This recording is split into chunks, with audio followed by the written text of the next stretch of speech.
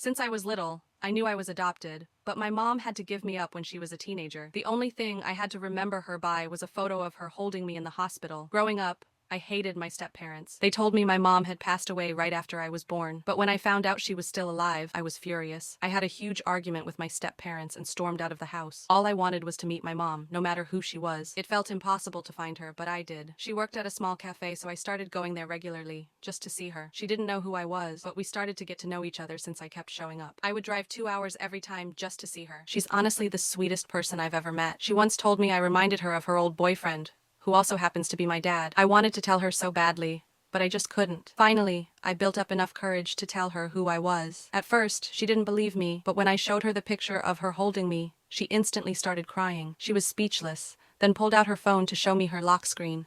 It was a picture of me when I was little. Her face was a mix of shock and confusion.